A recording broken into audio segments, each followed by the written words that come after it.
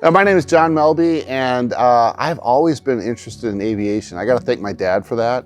My dad flew in the Air Force, but he was a crew member, and he's one of the first 5 in-flight refueling people back in the early 50s. So he'd be in an airplane, have a little boom, and they'd refuel other airplanes. And he'd tell me these stories that he went to Europe and he went to Africa and all these stories as a little boy. And he even had the old leather helmet, and I'd put that on and run around like like my dad. So I have to give credit to my dad because it was just so interesting. When I was about 8, my dad wanted to take flying lessons. So I lived in Duluth, Minnesota, and one of his lessons, he said, "John, do you want to come with me?" I'm like, okay. I've never been in an airplane before. I've never been around an airplane. And we went out to Superior, Wisconsin, got with the instructor. My dad was in the front left seat, the instructor right, and I was in the back of this little Piper Cherokee. And we got in there, it was so exciting. But what I remember from that time period is just when we took off, we flew over by Lake Superior, and I looked at all the houses and I looked at all the stuff, and I immediately fell in love with flying. It was just so cool. And then right after that, my birthday was coming up, and I asked my dad if I could get this, it's called a U-control airplane. You start up the little motor, and you have strings on it, you go around in circles. And I used to do it at the golf course after the end of the day, and I'd go on the greens. And I could just imagine myself in that airplane and just the dreaming. Then I started freestyle skiing. And when I was a freestyle skier, I was taking these jumps and I was trying to go as high as I could so I could fly. So I was doing these back layouts off these huge jumps, front flyaways like I'm Superman. And I just wanted to fly, like obsessed with it. Even in the winter time, it got so much snow up in Duluth, Minnesota. I climbed on top of our junior high building, and I went up the back with my friends, and they were too scared, but I got up on the very top, and there was a big, huge drift of snow. And I jumped off this thing, went straight in. I went down about 15 feet, and they had to dig me out of it, but I got to fly.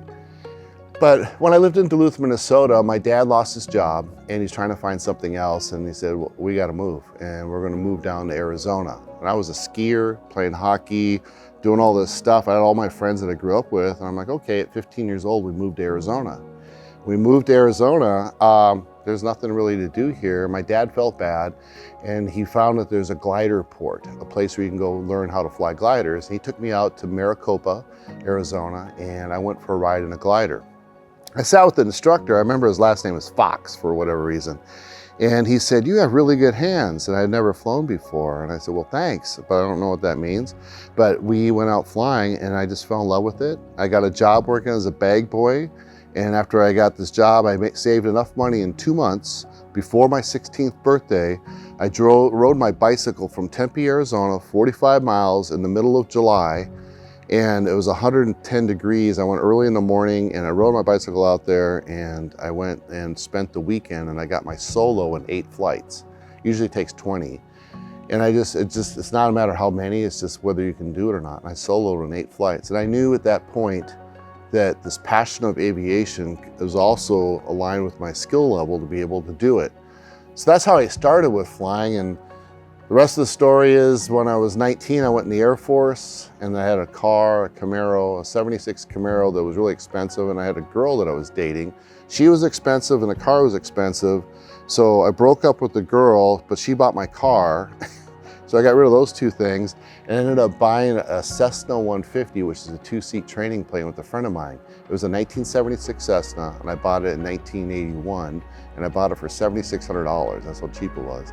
And I couldn't afford to fly it, so I used to hitchhike to the airport, and I took my written exam studying over a whole weekend, took my written exam, got a 96 on it, and then I hired a flight instructor, and in 3 weeks I got my pilot's license, just flying every single day. So at 19 years old, I owned an airplane, and I ended up buying a beat-up motorcycle just to go to the airport. So the passion was there, and while I was in the military, I was a crew member. I was flying special ops as a loadmaster. Same thing as my dad did, except I didn't do in-flight refueling. I was airdropping stuff out and had a helmet, carrying a weapon with me, did special ops, working with Delta Force SEAL teams, CIA-sponsored missions, and that was my introduction to aviation at 19 years old.